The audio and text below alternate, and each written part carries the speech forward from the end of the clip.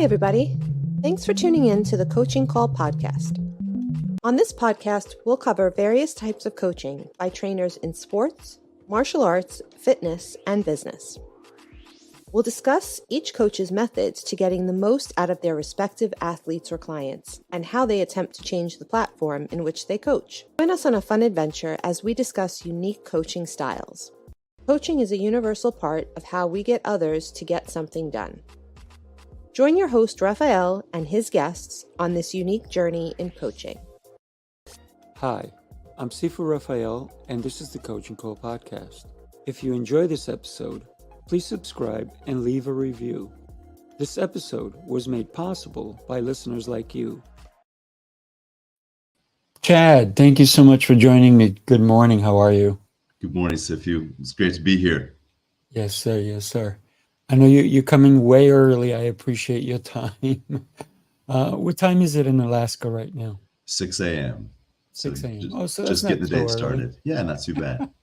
Yeah, I think last time we talked, it was 3:30 in the morning here. So this is a lot more convenient. Yes, thank you for taking the time. I really appreciate it. Absolutely, my pleasure. Today we're going to talk about you. Let's get to know. I'm gonna dive in a little deeper into you, who you are, and what makes you who you are today. Right. So let's go back. Where did you grow up, and who would you say was some of your influences even before the age of 10? So I grew up here in Anchorage, Alaska, born and raised here. In fact, a few years ago, my wife and I bought a lot that is just above the home where I grew up. So I can see the house that I grew up in from my bedroom window. In this, there used to be a restaurant. It was an old fancy restaurant that we never got to go to as a kid because my dad said it was too nice for us. But it burned down when I was about 6 or 7 years old, and the owners just left it. So I used to play there as a kid because it was this this big burned out building, and I thought we used to play war there and pretend that we had in this bombed out building. Anyway, point being, my kids are playing in the same dirt that I did 30 something years ago. So that's really crazy. Cool. And I would say, my dad was a huge influence on where I am right now. He's from the Midwest. He's from Iowa. So we grew up playing football, basketball, because we were into Big Ten sports. Iowa is Big Ten country. So that was a huge part of us growing up, which we learned teamwork. We learned sacrifice. We learned that sometimes you've got to pull a little harder because the guy next to you doesn't want it as bad. It's not always fair. Sometimes you have to pull more than your weight because somebody else is hurt or injured or not able to produce. And then we also we learned a lot of money principles from my dad as well. We grew up in a house where money was a conversation piece, and it wasn't just when money was tight or when there was stress around it. It was just a normal thing that we talked about. How do you become a better steward with money? What does money do for you? How is it important to you? And what do you need to do around the house or for our neighbors to make more of it?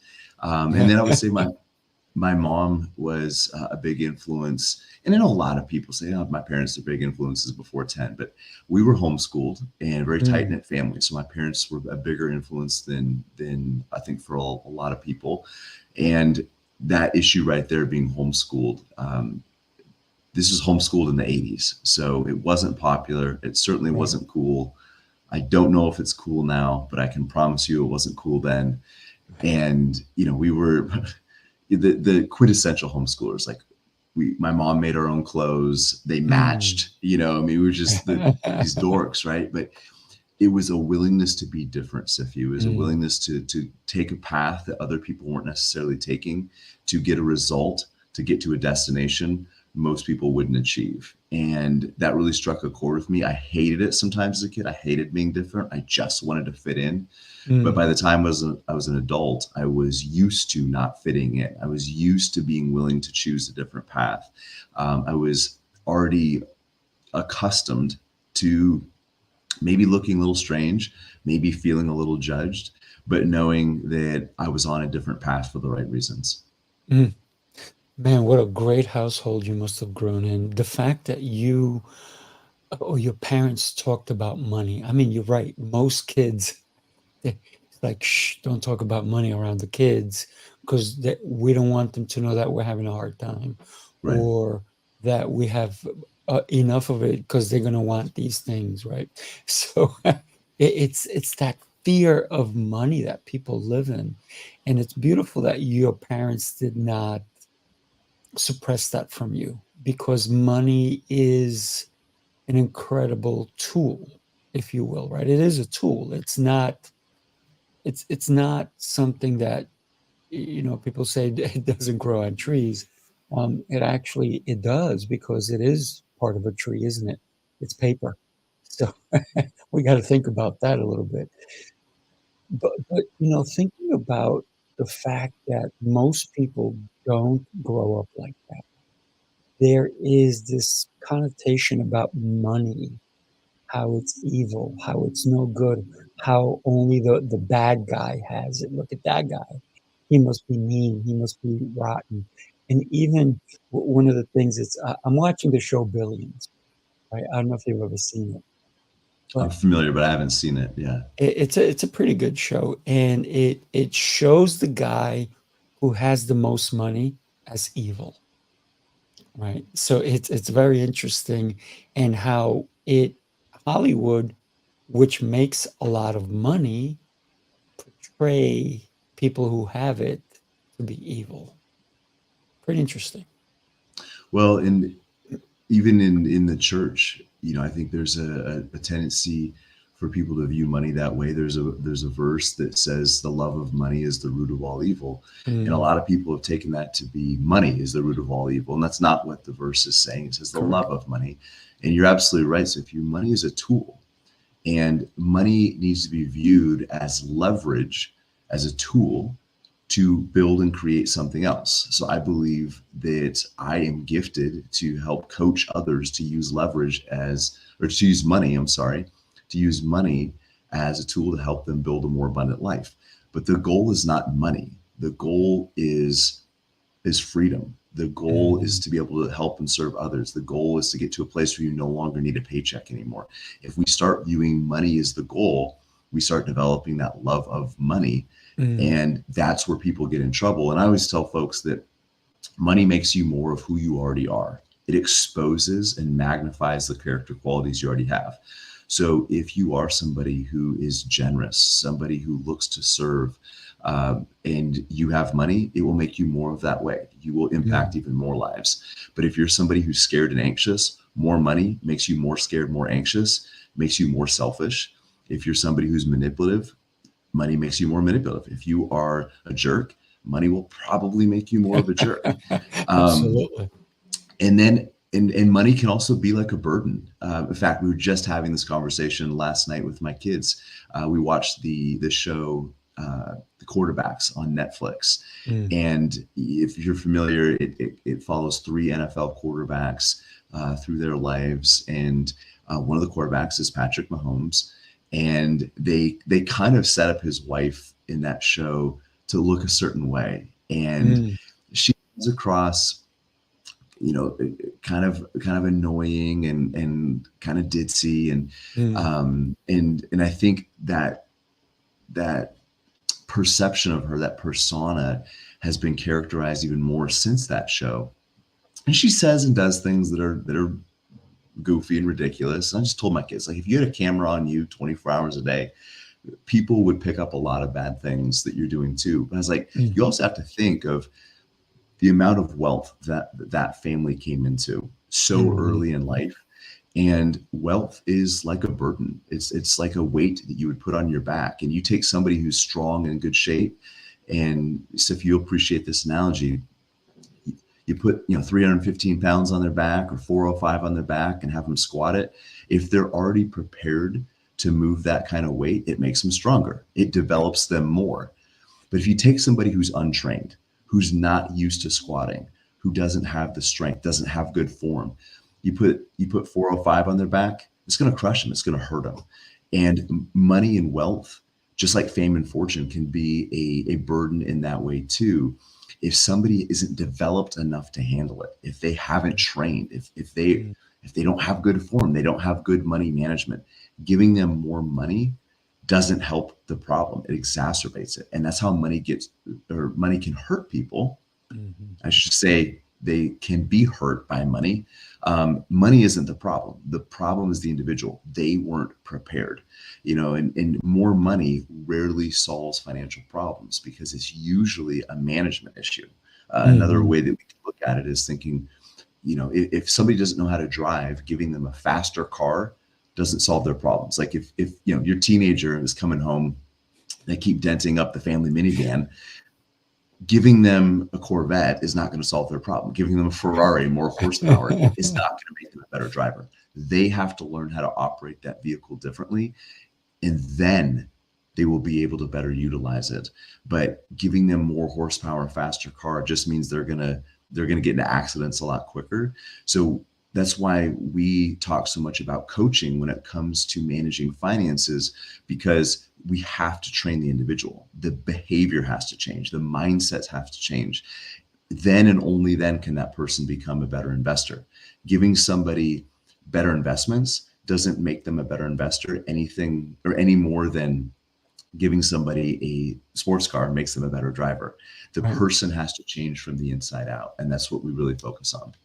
Yeah. So, Chad, how did you, besides your parents freely talking about money, what made you decide that you needed to know more about finances, how to manage it, all these different things? What was the catalyst for you to say, this is the field I want to get into? Was it your parents? Was it an idea? Was it a high school program even? What was that for you?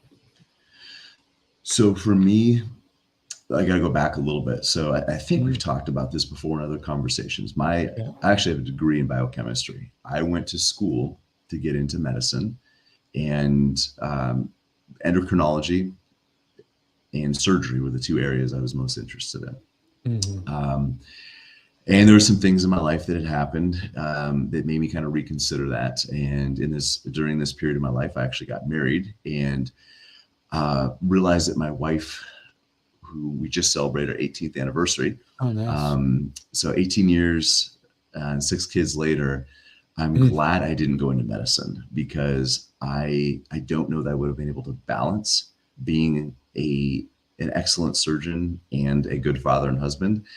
There's a lot of people that can do it. We work with several, but for me personally, the way I'm wired, I don't know that I would have been able to find that balance. So, and I knew that about myself. I had the self-awareness. I was being mentored by some surgeons, and I saw how their life was playing out. And some of them really loved what they did. It wasn't like they were burnt out, but from the outside looking in, I'd realized they'd sacrificed their family for their career. That was a sacrifice I was not willing to make. So that's kind of the background. And I look back at the conversations that I had as a kid and looked on train. He was in the financial industry. So he did a lot of financial advice and sold retirement plans. I'm losing you a little bit. I think we're having a little bit of Wi-Fi trouble. Just if you don't mind, go back about a minute. You were talking about a person in the financial industry. I didn't even hear who they were. Sorry. Yeah. Plugged into Wi-Fi here. Anyways, into the internet, not on Wi-Fi. But I was just saying, my dad was in the financial industry, so he would develop retirement plans for folks in the local university, and it was a little bit for him. It was more sales based, less coaching, and he kind of merged into this coaching thing. But anyways, it was something that I was familiar with, and I was looking back at the SIFU and thinking, I've 4 years of biochemistry. Do I want to turn my back on that? But I had 2 decades of learning from financial mistakes, learning from financial wins, learning vicariously through the people my dad was working with. He taught classes in our church and in our Wow. town. And he would sometimes bring us into those, or at least share stories from that. So we got exposed to this. And I realized I had a lot more experience than I gave myself credit for. It was informal. I didn't have a bunch of letters attached to my name, but I had a lot of real life experience growing up. So I started studying a little bit more, and I'll tell you exactly when that light bulb clicked on. I was heading down to a wedding, and I was reading a book, and it was by a guy named Nick Murray. He wrote a book called Simple Wealth, Inevitable Wealth. And Nick has become a mentor of mine, and I don't know why. Only by God's grace did he pay any attention to me. Wow. But nice. I read this book, and it was everything that I had learned growing up and my dad had taught me. And I was like, people need to have this information. For me, I didn't realize until I got to college that not everybody knew this stuff.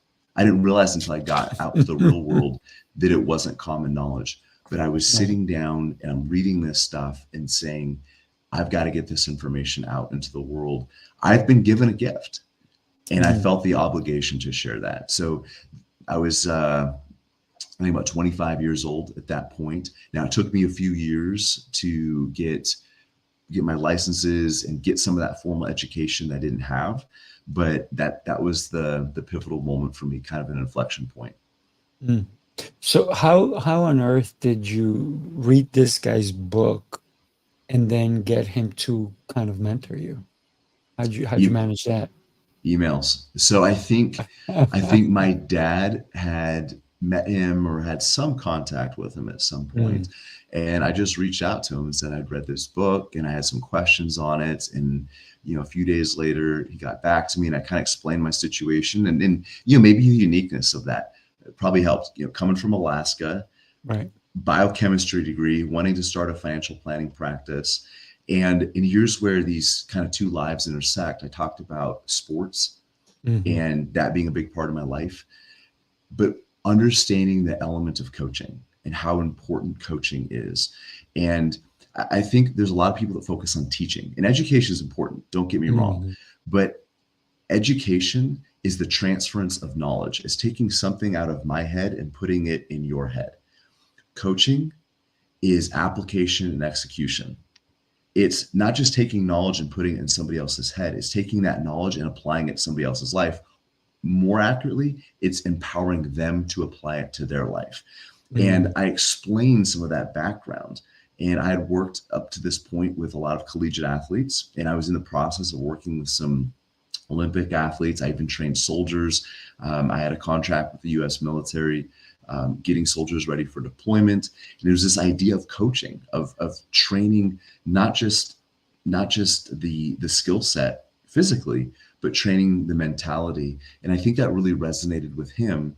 And it was my willingness to try to blend those two things, the coaching background I already had with this idea of financial and investment knowledge, and creating a marriage of those two. And he really helped me develop that.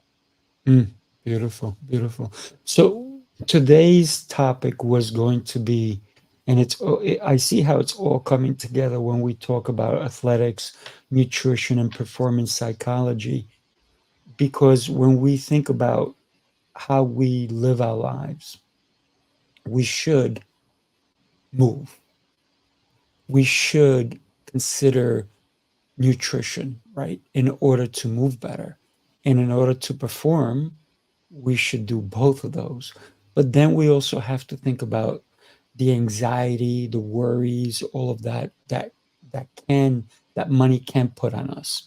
So when we put all those things together, I think that it does blend really well when you have kind of your finger on the pulse of all three of those. What are your thoughts on that?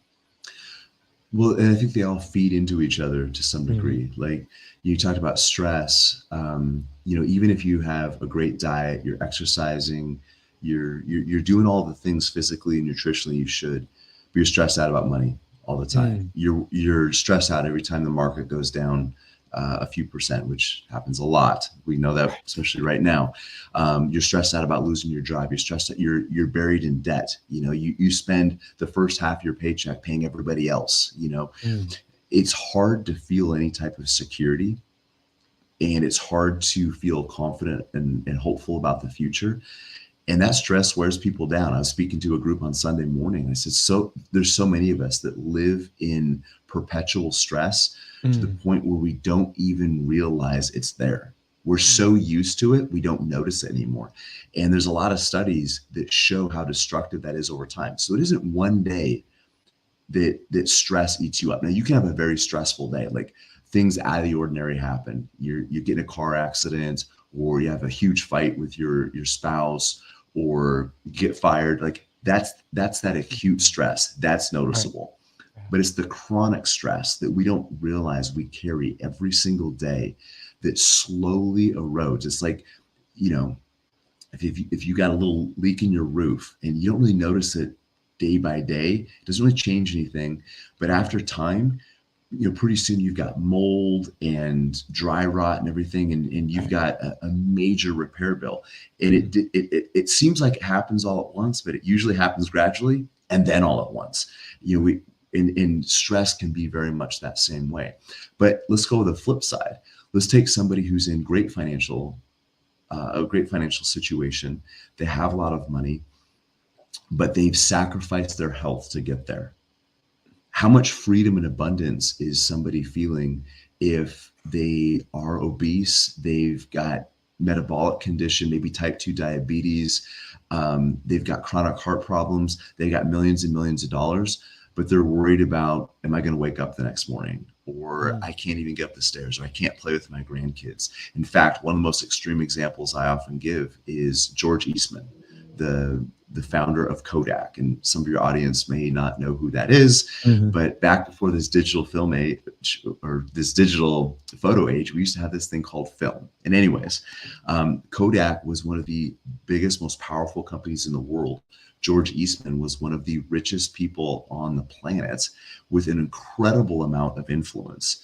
And he committed suicide in his 70s because of a chronic pain. He had a terrible back condition and he could not escape from the pain. And I'm not saying that this man necessarily sacrificed his health for wealth, but I do know that that man would have given every cent he had for relief from that pain, and he could not find it.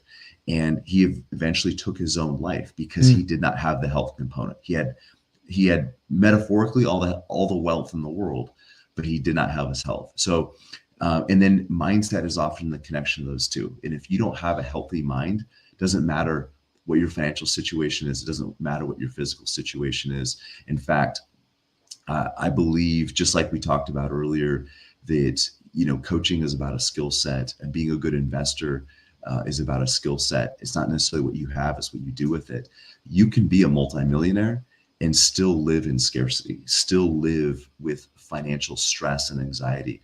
So that's why I told you we have to change from the inside out, because if you don't know how to have a good mindset, more money doesn't fix it.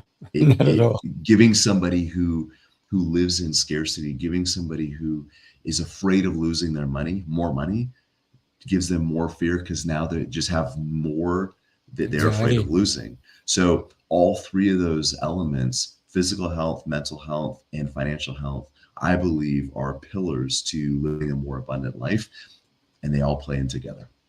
Yeah, I love it, and I love the analogies and so forth. But when we think about the trouble that we can easily get into because we don't have those three things in place, and you talked about the health, right? Giving up your health for your wealth. It doesn't have to be, does it? We can easily have both. The problem is that we're chasing, and I think the people who replace health for wealth is because they're chasing the dollar, right? Or the euro, wherever they are in the country or in the world, right? The yen, whatever. So what winds up happening is that there is not people, one of the things that I've always said is, I'm going to help as many people as I can. And money doesn't mean that much to me. And then I've had people say to me, well, obviously you don't believe money is good and all this nonsense. And I'm like, no, what I believe is that while I'm here, I'm going to use money to help people, because guess what? I can't take it with me. No matter how much I accumulate, I can't take it with me. And one of the things that I'm always talking about is legacy. How do I want my great, great, great, great grandchildren 500 years from now understanding that what I did was for their benefit? Mm-hmm. Right? But if I don't think that way, then yeah, you know what?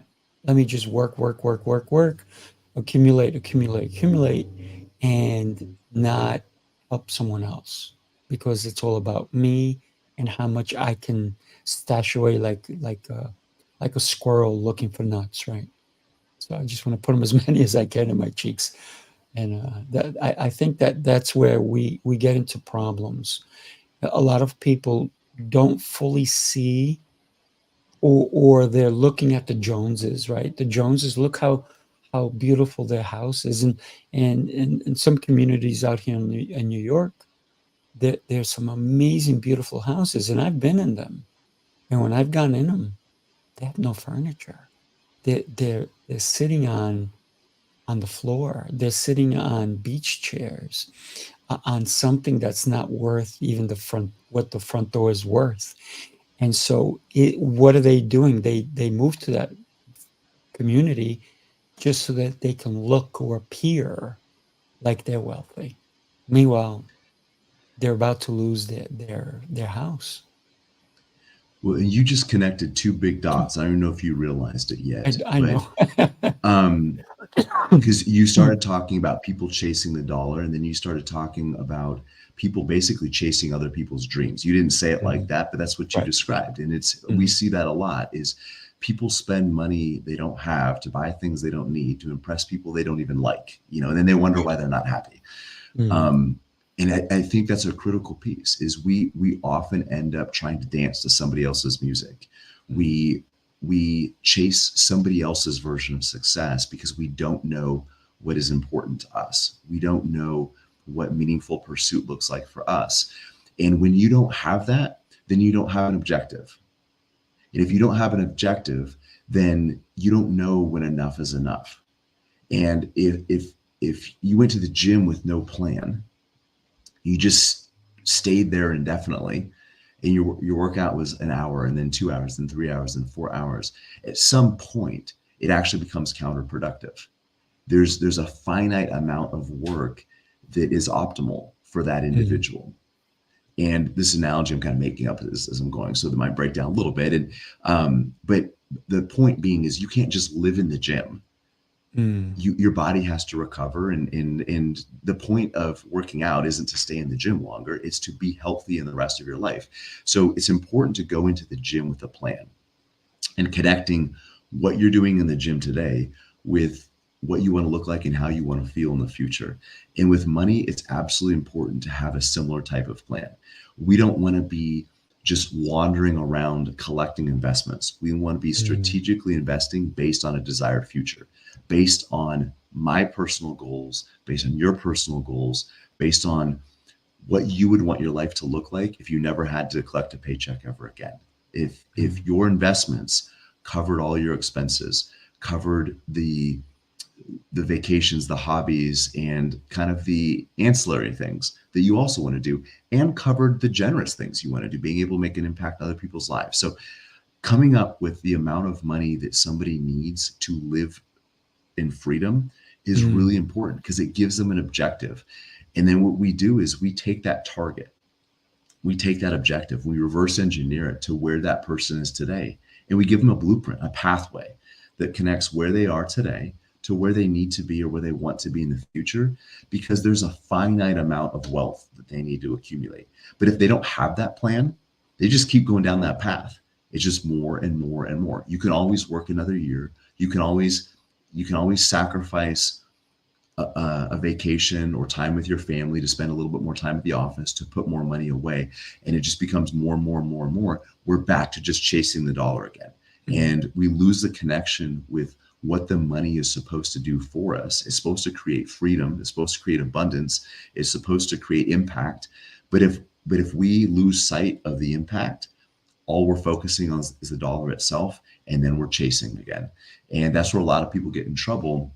And when you don't know what is vitally important to you, when you don't know what is deeply meaningful and fulfilling, if you don't have meaningful pursuit, you end up chasing what you think is meaningful to other people, the big house, the nice car, and even if you can afford it. So maybe you buy that beautiful house on the hill and you fill it with expensive furniture and all that stuff. It doesn't give you fulfillment. I mean, I've walked into people's houses. They're absolutely beautiful, absolutely wonderful. And there's strife, and there's anxiety, and there's fear, and there's irritation. And they bought the nicest house on the block because they didn't know what was important. So they bought what they thought would impress other people. And again, this goes back to, if you don't know what you're doing with money, getting more of it only makes a bad problem worse. Oh, yeah, without a doubt. So there's two thoughts here. One is you should live debt free, and the other one is debt is what keeps you or gives you freedom. What's your take? And both of them have great concepts, right? Because if you look at even Robert Kiyosaki, how he brags about how he's in so much debt, but he is super happy. He is thrilled with all the debt that he has, because he's using the debt to become wealthier. And then there's people who say, well, I'm debt free, so I have freedom. So there's two ways that we can see it. And what's your take on both of them, if you don't mind? Debt is not just financial. It doesn't have just a financial cost. There's also a psychological cost. And a lot of people underestimate the psychological cost. So this is an excellent question, and there is not a perfect answer, but I can give you my experience in this. Now, the financial answer might be, well, if you can borrow money at 4% and make 8 to 10%, you can use other people's money to build wealth over here. And that can work. And it has worked for a lot of people. I've also seen it destroy a lot of people, because it forgets two very important parts of that equation. One is the mentality. The other part is the risk. Anytime you incur debt, you increase your risk profile. Now, if you have enough offense being built, it can make up for a lack of defense. And sorry, using some sports analogies here, but no, that's cool. paying down debt is a defensive maneuver, right? It's not sexy. It's not fun. It's playing defensively. And if you have enough offense, you can make up for that. You score enough points. Doesn't matter if a few points are being scored against you. The problem is when your offense stalls out. Maybe you go into a recession. You have an apartment complex. You struggle to keep it being rented. Dave Ramsey, who's a big anti-debt guy, was using debt very, very effectively until the bank called his notes. We've been living in a very, very low interest rate environment for a long time, where banks and lenders compete to give you money. And I think we've underestimated the risk of debt because we've been in that environment for so long. Now people are complaining about 7-8% mortgages and things like that. This is actually pretty normal. Historically, the rates that we're seeing are normal. We just lived in a 2.5 decade period where rates were so far below normal that we got kind of complacent. So I do believe you can use debt to build wealth, but you're carrying a lot of risk along with it. And most people are not wired psychologically to carry that burden of debt, because it makes them make mistakes. There's a tendency to to make more emotional decisions. Guys like Warren Buffett, who's extremely wealthy, one of the things that makes him so effective, don't get me wrong, he's very intelligent, he's very gifted, but he's almost robotic in his investments. He can make $1 billion investment choice and have almost no emotional reaction to it. Some of us can't buy a new shirt and have no emotions attached to it. Right. So we can't look at somebody like a Robert Kiyosaki or a Warren Buffett or a Grant Cardone and say, I'm going to do what they're doing, because you aren't them. It's like, you can't go look and see what a professional athlete did to work out and go do that workout. You're going to get hurt because you're not LeBron James. You can't try to emulate what he does, because we talked about, wealth is a burden. You're not prepared physically to endure what he's put his body through for the past 20 years to prepare. So we can't compare ourselves to these people they're outliers, they're anomalies. Robert Kiyosaki, he's a unicorn. So it can work, but it can also be very destructive. When you don't have debt, you see things differently. You wake up every day knowing that you owe no man anything. It gives you a feeling of more freedom. And I believe Robert Kiyosaki probably feels a lot of freedom, but most people don't. Most people that carry debt, there's this, it's kind of like that chronic stress. It's that low level anxiety that they're so used to, they don't realize they have it until it's relieved. And they make their last mortgage payment and they're like, this feels amazing. But they were carrying that low level stress for so long that they didn't remember what it felt like to not have debt. And I've seen this time and time again. People who don't have debt or who are actively paying it down make better investment decisions, because they're more focused on the long term. Typically, they have more clarity, they have less fear. They can make more logical and reasoned investment decisions, less emotional. So people that are fearful, and I say fearful, I don't necessarily mean like, oh, I'm afraid, but when there's pressure from debt, the tendency is for people to make more reactionary investment decisions and less proactive investment decisions. So I know that's a long-winded answer. Hopefully it gives you some context, but I can just tell from my own example, there was a tremendous amount of freedom that happened when we paid off our house a few years ago. And it was freedom for my wife. In fact, we had just lost a good friend who was just a little bit older than me, left his wife with 5 kids, including an unborn baby. And I just knew that paying off our house gave my wife a lot of peace of mind, knowing if something happened to me, she didn't owe anybody anything. And I looked at what it would cost to pay that house off and what we could do with that money elsewhere. And I just knew that paying off that house would allow us to experience more freedom than the extra income that investment over here might be able to provide. Yeah, beautiful. So talk to me about Dave Ramsey, because I understand that you have some dealings with it, because it says SmartVestor Pro and you own a boutique. So tell me about that, and how did that happen? And when you talked about, and the other thing that you talked about is when all his notes were being called, that is something that people don't realize sometimes when they get into something and all of a sudden, boom, it gets called on. I have with one of my businesses, I have people sending me stuff all the time, borrow, and have financial freedom and all this nonsense. And I'm like, I have financial freedom. I don't need to take on that extra money. What do I need the extra? I don't need the extra money your money. I have my money. And if I want to buy equipment, if I want to buy things, I'm going to buy it and not owe it, right? Because there's a difference of how much did it cost me. If I bought this bottle and let's say I leased this bottle, right? And let's say this bottle is $100. By the time, if I leased it or rented it, by the time I'm done with this 5 years from now, it might have cost me, $5,000 instead of $100, right?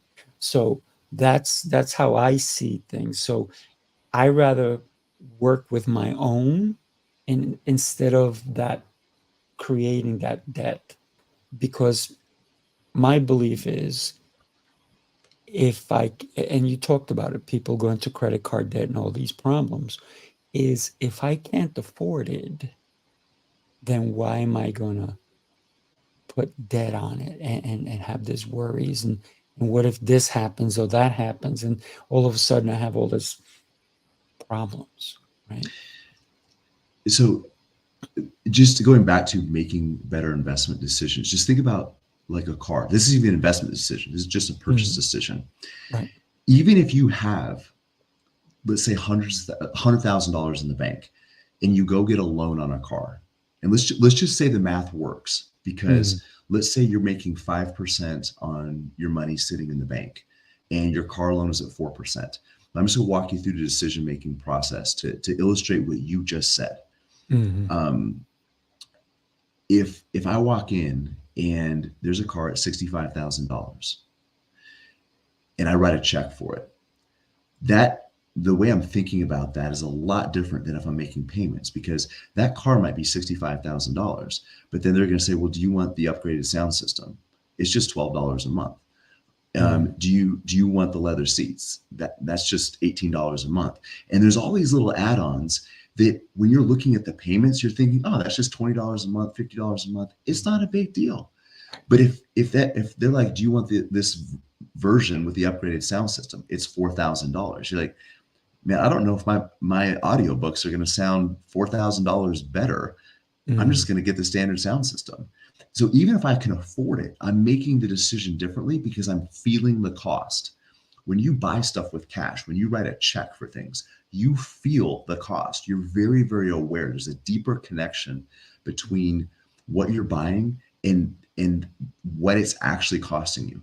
When you have debt, when you put things on a credit card or on payments, you lose that connection. You don't feel the burden of the cost. So it's much easier to overspend, even if you have the money, even if you can afford it, even if all the numbers work out. You're still likely to buy things you wouldn't normally buy, to pay for things you don't really need if you're financing them. And debt works great until it doesn't. And for some people, it never catches up with them. And then they write books about it and they say it works. What's different about Dave Ramsey is that is repeatable.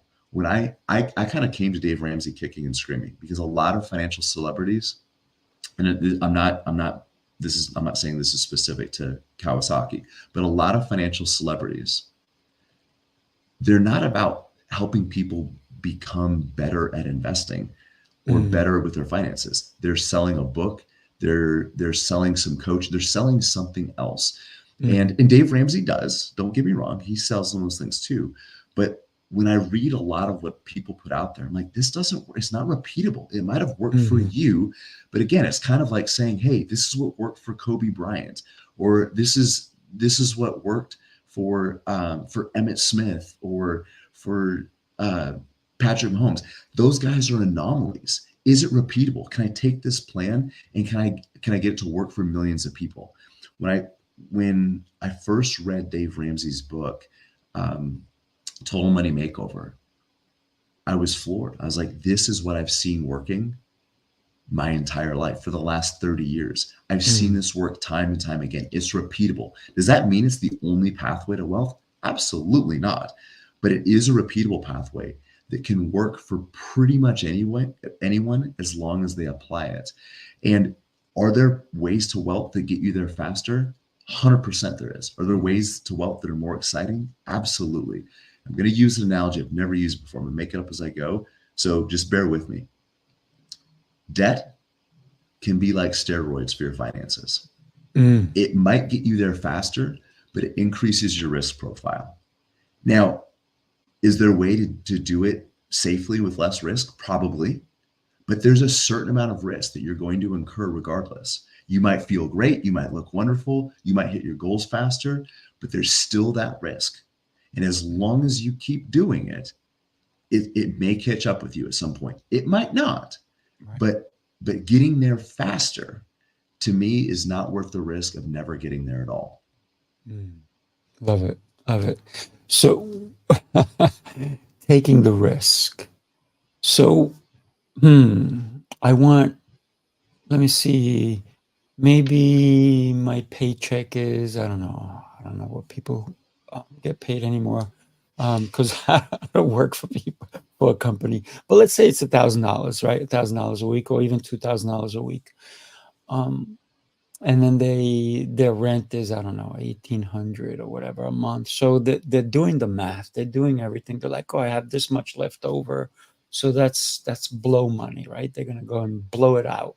And then all of a sudden they realize maybe I'm making 8 or 10 grand a month, but I'm blowing 11 because I'm putting it on my credit card.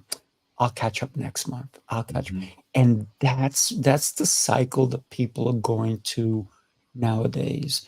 And it's so painful to even hear somebody say, I have a good friend of mine, and I could not say it to him because all he has in his mind is the kind of car he's buying next year. And the car is, it's more than most people would spend for a house. And I didn't have the heart to tell him, don't you think your family is more important than that car? Couldn't you just have, what's the difference with that car when he's making good money, but he's not making money where that is like, if you lost a 20, it's not a big deal, right? If you have thousands and thousands of dollars and you lost a $10 bill, it's no big deal. I mean, hey, unfortunately you lost $10. That's how I would see, yes, now you can buy that car, right? So it's about being smart with your investments and your future. And that's why I think legacy. So what is it about people? And we all know they want to impress, right? That's really what it comes down to. And a lot of people, they're not thinking long term, just like you said earlier, trading their wealth for their health. Because if they were thinking long term, and you talked about Kodiak, right? Would he have spent less money or less time working on his wealth and more time on his health? Because that's the overall, that's what you're going to have. And then also is, who are you going to have around you? Is it your family, or is it your colleagues who say, man, I know you're on your deathbed, but we have a deadline. What do you think? Right.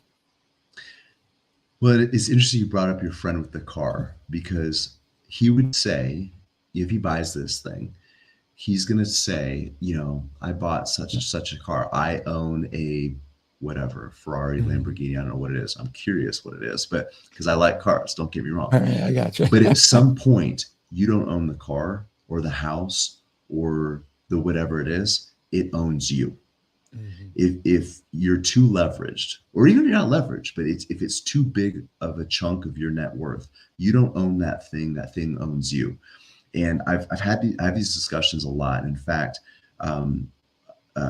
we were interviewing several hundred oil field workers for a book that I'm writing, and one of the things that came up time and time again, and these are guys that work, guys and gals that work a lot of them in the Alaska oil field. They live all over the country. They come up here to work in a very difficult environment. They do a difficult job, highly skilled.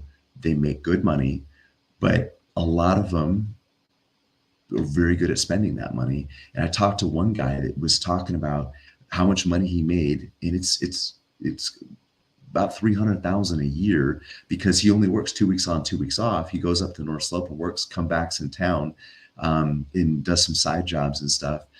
And he's sitting there explaining it to me. He's like, I just bought this truck, and then I bought this boat, and I did this.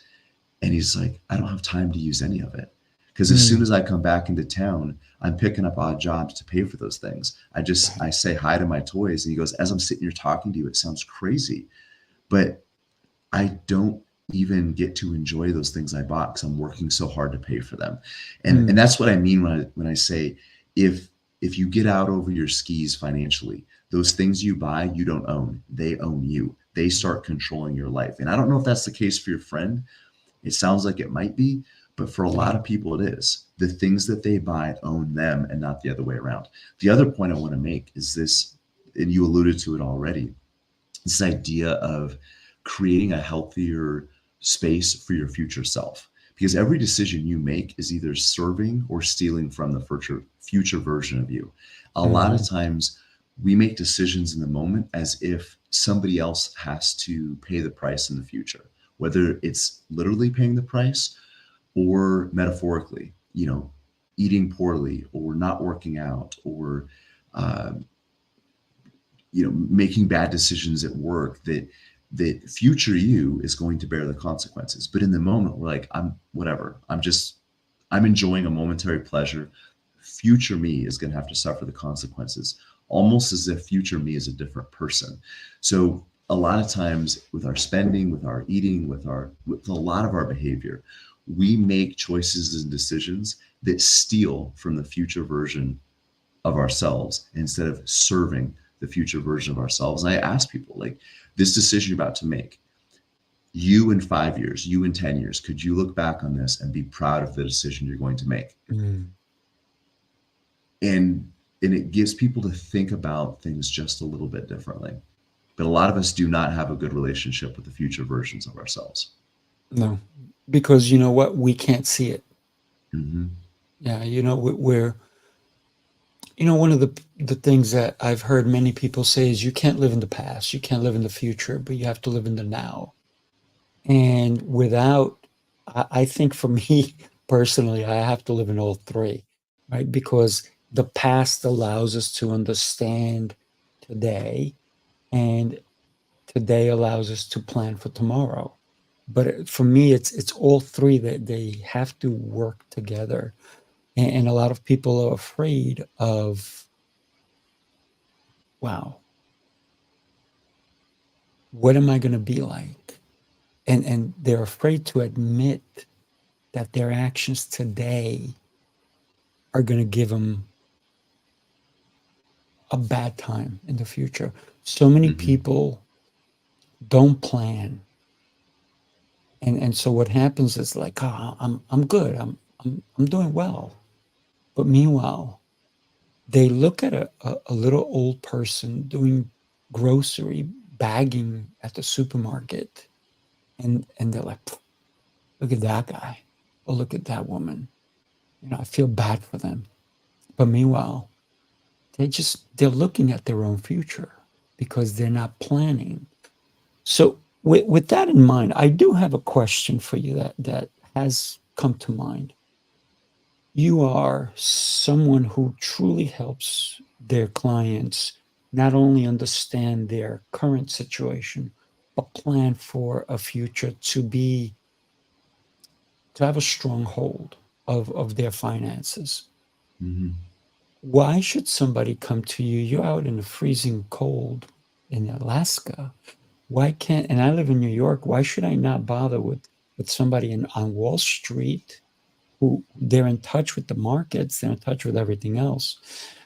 I think I'm going to answer that for you, but then I want a deeper answer from you. I think it's your personality.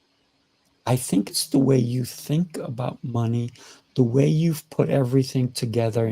And I love the way you answer. And you don't give me a one word answer, which I love because you go deeper into it. And I think that's why you're very good at what you do, because you go deeper. You don't go into like, oh, it has to be like this. You go into why it has to be like this and what do you want out of it.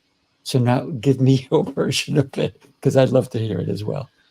First of all, I really appreciate you saying that. And that means a lot to me. And that is what I think does set us apart. And I'm not the only person who thinks like this, but I am an anomaly. Going back to that homeschooled kid, Yeah. I am different, and I'm okay with being different, because if you look at the problems we have in our society, if the things that people did with finances, the normal stuff, the conventional wisdom, if all that stuff worked, we wouldn't have the issues. We wouldn't have the financial problems in this country that we do. So we've got to be willing to seek a different way. And there's a lot of people out there that are financial planners that have a wealth planning practice that promise to help people find better investments. That's important. But not many of them are out there trying to train people to become better investors. And those are two completely different things, like we alluded to earlier. A great paintbrush does not make me a better artist any more than a better mutual fund makes me a better investor. I have to become a better investor, then I can use the better investment to its full capability. If I don't have that skill set, it's like the guy under the squat rack, or guy in the squat rack. If I don't know what I'm doing, not only am I not going to get the best results out of this thing, I might actually get hurt by it. And we see that happen with investments and wealth all the time. I see people abandoning perfectly good investment strategies and financial plans because they bailed. And in fact, I had a meeting with a guy yesterday, a retired law enforcement officer, and we're going through some pretty rocky times in our economy. And he's only been with me a couple of years, so it's been pretty rough. And he's like, you know what though, Chad, you prepared me for this. You didn't predict this, but I knew what I was up against, and I felt ready to go through this with you. So when the storms hit, it's uncomfortable, but it doesn't scare me, because I knew we would go through this together. And man, that meant so much to me. So to answer your question, I think that's an important piece, but the other piece is helping to understand people better, because I can't be an effective coach unless I learn how they act, how they think, how they work, and what's important to them. Because your financial goal set, you might be different and will be different than somebody else I'm going to talk to later today, and then the guy after that, and the woman after that. And I don't want to take a one size fits all approach. I need to learn what's deeply meaningful and impactful to each of those people, because that's what helps connect them to the future version of themselves. That's what helps them create a more tangible relationship with future them. And it's what helps them make the sacrifice in the short term to get to where they want to be and who they want to become in the long term. Oh yeah, love it, love it. So you have your children playing in the same dirt that you played when you were a kid.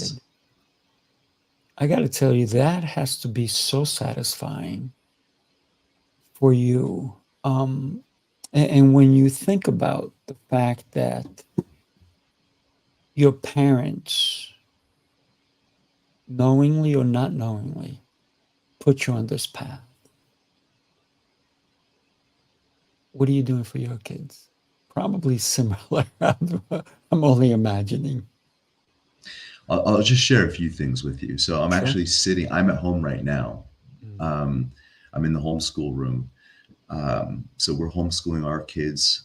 And it's easier now. There's a lot more resources, and where there's bigger communities. It's a lot easier now for us to homeschool our kids. My mom was a pioneer. Like, she was making up as she went.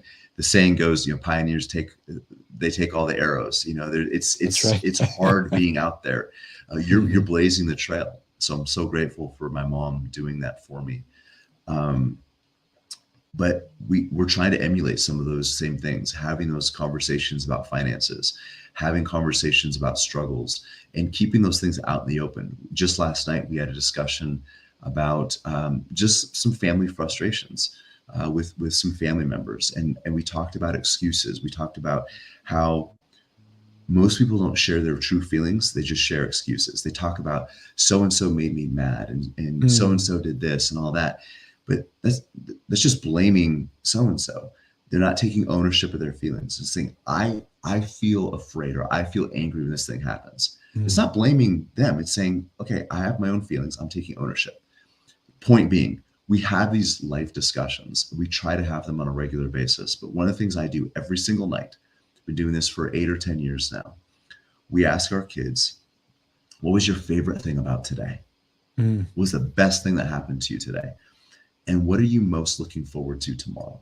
And the reason I ask these questions is, well, there's several reasons. Number one, I get to learn some pretty cool things about my kids, but I want to train them to, at the end of the day, look back and look for all the positives. Because like you said, Tiffany, a lot of times people, they struggle to live in the past or live in the future and live in the present. It's a balance, right? But a lot of people drag their regrets from the past and live in fear of the future, and it ends up robbing them of the present.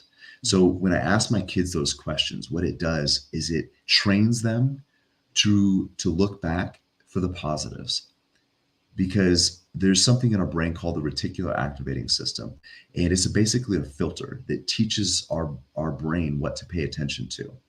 And if we pay attention to all the negative things in life, that's all we will see eventually. Mhm. But if we pay attention to the good things and we express gratitude, we become more gracious. We become more generous. So I want to train that in them. Also, I want them to look to the future with optimism, with expectation, and say, what are you most looking forward to tomorrow? What are you building towards? What is something that is a day ahead that you can proactively start thinking about and planning for? And it's to create a healthier relationship between their past, present, and future. So that's one very small but tangible, impactful thing. We do it every single night, Mm. and I'm trying. We have 6 kids. I don't know if I mentioned that we have 6 of them, right? So it is a burden, and I'm not pretending I have this all figured out, Mm. but I am trying to be intentional. And I think even when I make mistakes, my kids can see that Dad's trying. He's doing his best. He might be making this up as he goes some days, Right. but he's being intentional. And I think that they can feel that love and that security, because they know that my wife and I, we're doing our best, and we're doing this on purpose, and we're doing it proactively. So hopefully that helps answer your question. Oh yeah, absolutely. So how old are your kids? I've got 15, 13, 11, almost 10, 5, and 3. Wow. Nice, great ages. I am number 10 of 12, by the way. So So wow, 10 of 12. So we're only halfway there. that's it. Only halfway. Um, my dad was a principal of a school, and my mom was a teacher. So we weren't homeschooled because they believed in different education. But there's a lot of lessons that even I think I'm an artist because my mom would always draw. Right? So she was always drawing and stuff like that. And a lot of my siblings are also great artists. And it's interesting that one of my sons became a really good artist as well. So he does really great drawings. And my younger one, I have 2 boys. I wanted 10 as 12, 10 to 12, but that wasn't in my cards. But what wound up happening is my younger one could not draw like my older one. He would get beyond frustrated. And so I said to him, I said, why are you comparing yourself to him? I said, I don't compare myself to anybody. I don't want you to do that. And eventually I would just take chalk and go outside and say, just draw on the sidewalk. We'll wash it away if it's terrible. He'd give me a hard time. I said, so what? I said, I'll draw with my left hand. I'll draw with my right hand. I'm going to draw with my feet, whatever. I said, it does not matter. What matters is that you try, and whatever you put out there, you can erase. You can do it again, over and over and over again. And eventually he said, hey, Dad, take a look what I drew. What do you think? You like it? I'm like, it looks good. And he got better and better and better. And you talked about that. Investing or understanding your money is not a one-time deal, right? You get better and better and better the more you do it. So I appreciate everything you've spoken to us about. And when I say us, I mean, because I know we have an audience, but man, you were talking to me. So I appreciate that so much. I appreciate the opportunity. I love these conversations, and it's been a pleasure to be here and discuss this with you. And I'm glad to hear it's making impact in you personally. And I hope that it's helpful for your audience as well. Yeah, absolutely.